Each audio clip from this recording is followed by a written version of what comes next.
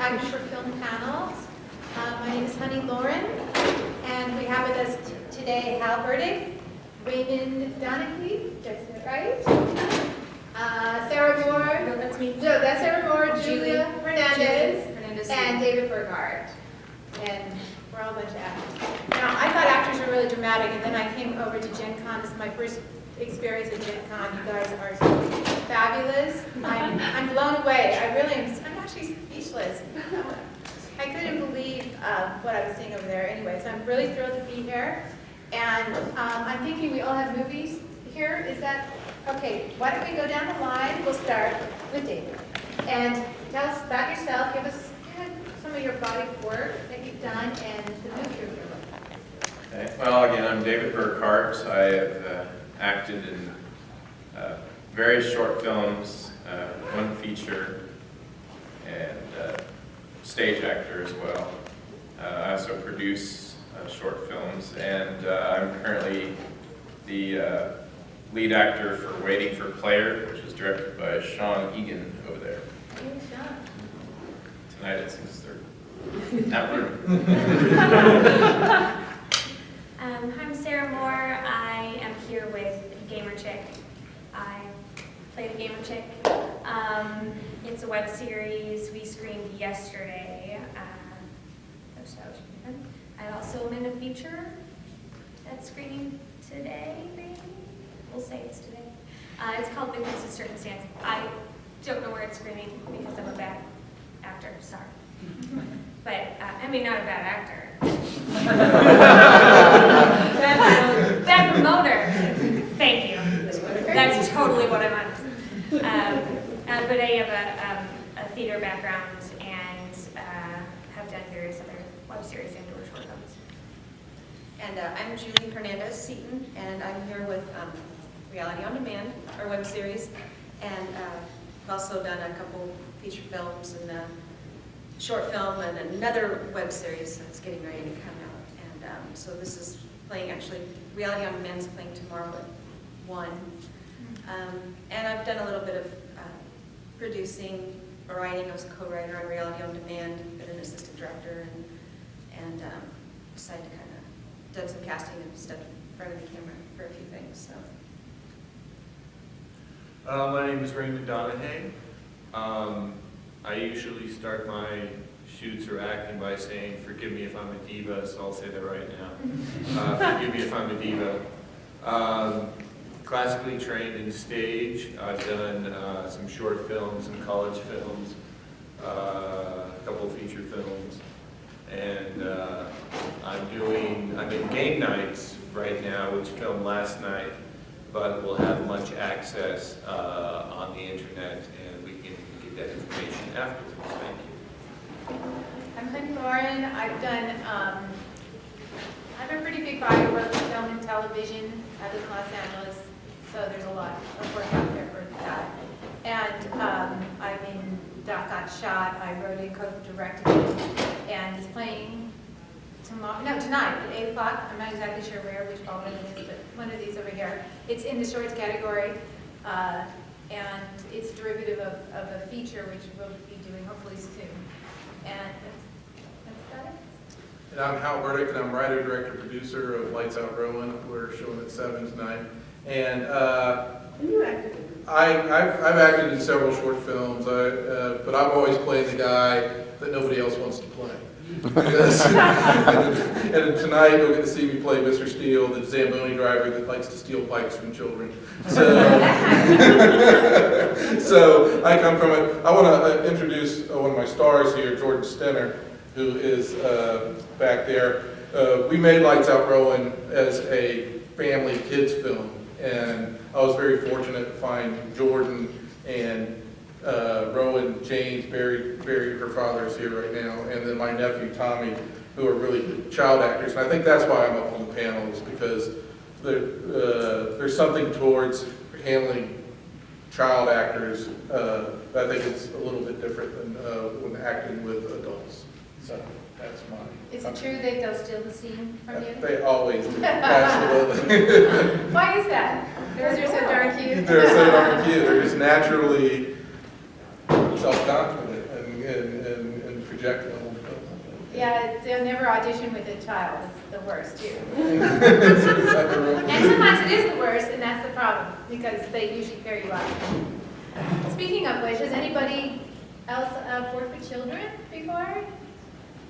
That last movie that I did, we had children in. Yeah. It was challenging. Did you have to audition with them?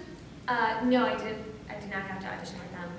They auditioned separately, That's a good thing. but there were two children who were principals, and they were playing sisters, and I came into the family, and so I was in a lot of scenes with them, and I think that when it was scripted, it wasn't as bad. Like you remember your lines, and now it's just repetition and getting you where you need to go. But we did a couple like, okay, well, this needs to be sort of improv-y, and you just need to be playing, or you need to be doing this.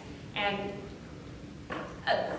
we had one that freaked her out a lot, and so she like shut down, didn't do anything. And then the other one, I don't know if maybe she was concentrating, but because we had a 9-year-old that was just like, oh God, I don't know what to do. And then over here, but a 5-year-old that was like, wow, I'm going all over the place, and I'm gonna run around. And those scenes took a really long time to shoot.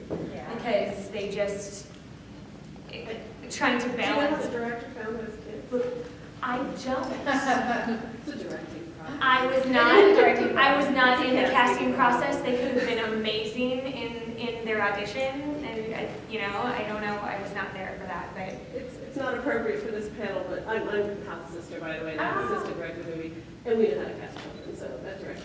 Yeah, children are. We know how to pick the ones that are not going to drive you nuts. So. I was on the stage with an ADHD child, and it was like a 4-week run of a show, and I played his dad, and it was a comedy, it was very cue-driven, and some nights, I guess if he was taking his medicine, or if you just got a different kid every night, and it's really scary when... Kept you on your toes. Yeah, there's really scary when it's like he doesn't come out, and you're like, oh, I'm gonna go up to this room and go get him, and then he's like, where is he? He's in the bathroom. It's difficult. Well, I know, like, in one case, we had a child who was, she was actually a raccoon mom's daughter. She's a great kid. She's about 8 years old, and she was an extra. She was a zombie, because, kids make great creepy zombies. And the random gag in Reality on Demand, this, you can tell, I've been married for a while. My husband's like, okay, if you're going to play Courtney, we're going to have her like cuss a lot. And so, but the running gag is it gets bleeped. And then there's this one scene towards the end where I was finally just going to let it go. And it's going to be like a long bleep, bleep, bleep.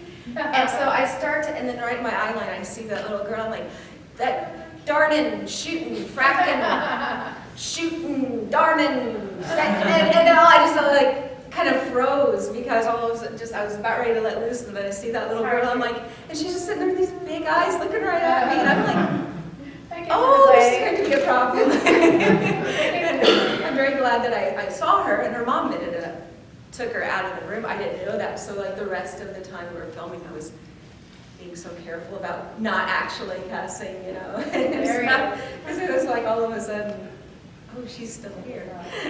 Well, I'm really happy to be here with everybody today, because I rarely get to go to genre panels where I talk to other actors who do genre films. And the way actors approach a role sometimes can be very interesting once you're cast in a part, and everyone's got their own preparation.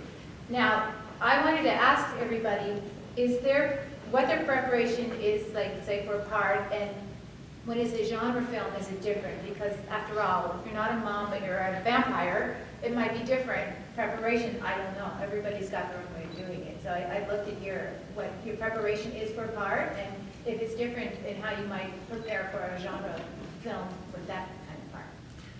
Well, I guess I've been called a method actor. Like Sean's worked with me a number of times where it's like he's really good about giving me a lot of research. And most directors I work with, they'll give me backgrounds of the character even as far back as when they were kids, or like Sean to prepare for my role in Waiting for Players, a wannabe gamer, or wants to make an indie game, and so he gave me a lot of music, a lot of things that the character Sebastian would do, and when I went up to Tulsa, Oklahoma to make the film, I was pretty much away from any of the film. I would go off into my room and I would listen to the music that the character would listen to, and I would really try to think through what I've been doing that day. And I kind of don't talk to anybody.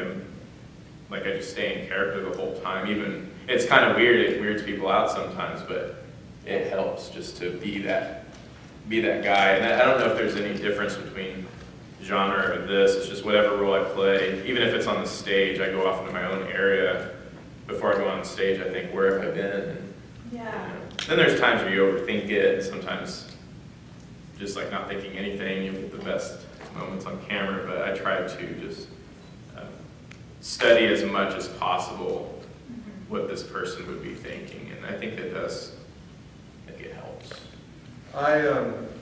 I either work from the inside out or the outside in, which are kind of classic terms for actors. And working from the inside out is you start to think about the psychology of the character, the personality of the character, and then the movements, the costumes, the gestures, the mannerisms come out of that. Working from the outside in, zombies, vampires often, you have your look, you're given your movements by the director, and then from there, you go inside, I eat brains, I suck blood, I kiss girls, whatever that might be. Inside out is a little more method, because you're trying to become the character, starting with the psychology, which can be more fun, but at the same time, if someone gives you motions or zombie-like effects, outside in can work as well. Yeah. Yeah, my process is a lot. My background, I have a minor in movement with theater, so I did. I kind of approach all of my characters from the ground up, as in, this is how they stand, and this is their tics, and maybe do they play with their hair? Do they play with their ring? Are they smooth and fluid with their motion? Are they jerky? Are they awkward? And as you start building that from the ground up, for me, I'm able to put in all the other pieces of how they would react to a situation. If they're really skittish and something happens, physically your body's going to do something different than if you're a very confident person.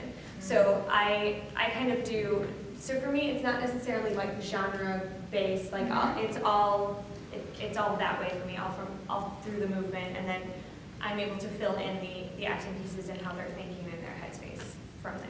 I'm very